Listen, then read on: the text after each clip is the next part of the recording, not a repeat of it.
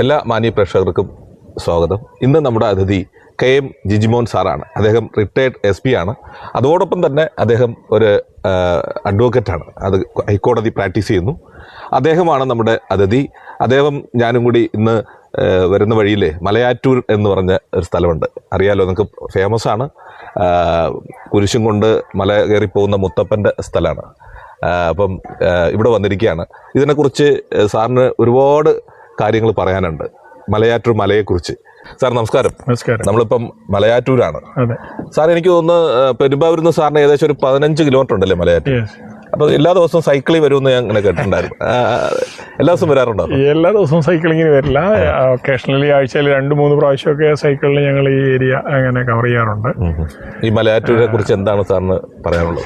മലയാറ്റൂര് ഒരു പുണ്യഭൂമിയാണ്. യേശുവിൻ്റെ ഏറ്റവും പ്രധാനപ്പെട്ട ഒരു ശിഷ്യൻ ഇത്രയും ദൂരത്ത് വന്ന് സുവിശേഷ പ്രഘോഷണം നടത്തി ഇതിൽ പ്രശസ്തമായിട്ടുള്ള ഒരു സ്ഥലമാണിത്. സാധാരണ പോലെ കണ്ടിട്ടും തൊട്ടിട്ടും വിശ്വസിക്കുന്ന തോമസ് ലീയാണ് നമുക്ക് അയച്ച് ദൈവം തന്നത്. ഇന്ത്യക്കാരുടെ അല്ലെങ്കിൽ ഒരു മനോഭാവം അതായിരിക്കാം, അങ്ങനെ പെട്ടെന്ന് വിശ്വസിക്കില്ല, മറിച്ച് അത് കണ്ടും കേട്ടും തൊട്ടും മാത്രമാണ് എല്ലാവരും വിശ്വസിക്കത്തുള്ളൂ. അങ്ങനെ വളരെ ബുദ്ധിമാന്മാരായ ജനത താമസിക്കുന്ന ഭൂമിയിലെ ഒരു പ്രത്യേക ഭാഗമാണ് ഇന്ത്യ. ഇവിടെ പുരാതന കാലത്ത് തന്നെ 3 യൂണിവേഴ്സിറ്റികളുണ്ടായിരുന്ന ഒരു സ്ഥലമാണ്. ഏതായാലും നമ്മൾ ആ കാര്യത്തിൽ വളരെ ഭാഗ്യം സിദ്ധിച്ചവരാണ്. നമ്മളെപ്പോലെ വിശ്വാസം ആർജിക്കാൻ വേണ്ടിയിട്ട് സ്വന്തം ത്യാഗത്താൽ ഇവിടെ വന്ന് സുവിശേഷം പ്രഘോഷണം നടത്തി നമ്മളെ ക്രിസ്തുവിനെക്കുറിച്ച് പഠിപ്പിച്ചിട്ടുള്ള മാർ തോമസ് ലീഹായുടെ പാദസ്പർശം കൊണ്ട് അനുഗ്രഹീതമായ സ്ഥലത്താണ് നമ്മളിപ്പോൾ നിൽക്കുന്നത് എന്നുള്ളതാണ്. ശുദ്ധമായ വായുവും നല്ല മനോഹരമായ തടാകവും മലയും ലോകത്തിൻ്റെ ഏതൊരു സ്ഥലത്ത് താമസിക്കുന്നവർക്കും വരാനായിട്ട് ഇമ്പം തോന്നുന്ന ഒരു പ്രകൃതി ഭംഗിയുമുള്ള ഒരു സ്ഥലമാണ് മലയാറ്റൂർ. സാറിന് തീർച്ചയായിട്ടും ഈ മലയാറ്റൂരിനെ കുറിച്ച് പറയുമ്പം 100 നാവാണ്. കാരണം മിക്കവാറും ദിവസങ്ങളിൽ സാർ ഇവിടെ വരാറുണ്ട് സൈക്കിളിൽ. അപ്പോൾ ഒരു പുണ്യഭൂമിയിൽ മിക്കവാറും ദിവസങ്ങളിൽ വരാമെന്ന് പറയുന്നത് തന്നെ വലിയൊരു പോസിറ്റീവ് എനർജിയാണ് അല്ലേ?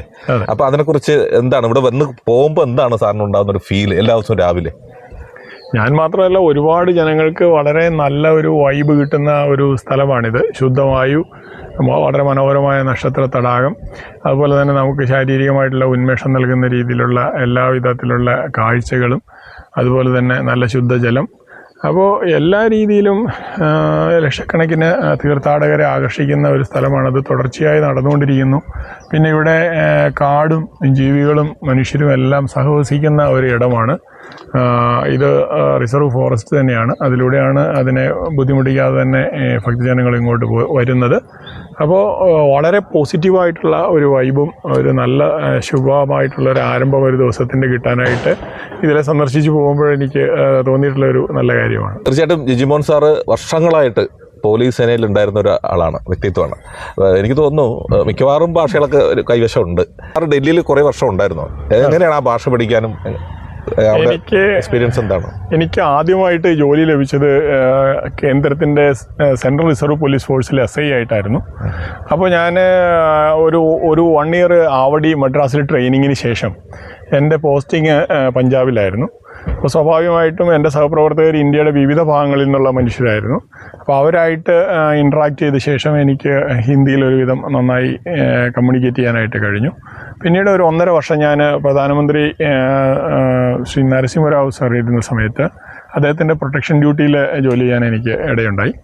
അപ്പോൾ ഒന്നുകൂടി 6 വർഷത്തോടുകൂടി എനിക്ക് ഹിന്ദി നന്നായി കൈകാര്യം ചെയ്യാനായിട്ടുള്ള ഒരു അനുഭവ സമ്പത്ത് ലഭിക്കുകയാണ് ഉണ്ടായത്. പിന്നീടാണ് എനിക്ക് കേരളത്തിൽ 1995 PSC നടത്തിയ പരീക്ഷയിലാണ് എന്നെ സെലക്ട് ചെയ്ത് ഞാനിവിടെ SI ആയിട്ട് വന്ന് ജോയിൻ ചെയ്തു. പിന്നീട് ഇവിടെ കഴിഞ്ഞ 2023 വരെ SP ആയിട്ട് റിട്ടയർ ചെയ്യുന്നുണ്ടായി. തീർച്ചയായിട്ടും ജിജിമോൻ സാറിന് കുറേ എക്സ്പീരിയൻസ് ഉള്ള ഒരു വ്യക്തിത്വമാണ്. നമുക്ക് ഈ മലയാറ്റൂർ വന്നപ്പം ജസ്റ്റ് ചോദിച്ചതേ ഉള്ളൂ മലയാറ്റൂരിനെ കുറിച്ച്. അതുപോരാ, സാറിൻ്റെ ജീവിതത്തിൽ ഒരുപാട് അനുഭവങ്ങളുണ്ട്. ആ അനുഭവമൊക്കെ നമുക്ക് സാറ് പറഞ്ഞ് മനസ്സിലാക്കി തരും. അപ്പോൾ എന്തായാലും നമുക്ക് അടുത്ത എപ്പിസോഡ് വീണ്ടും കാണാം. ഇന്ന് ഇത്രയും മതി. എന്തായാലും പ്രാർത്ഥനയോടെ അടുത്ത എപ്പിസോഡിനായി കാത്തിരിക്കുക. Sir, thank you.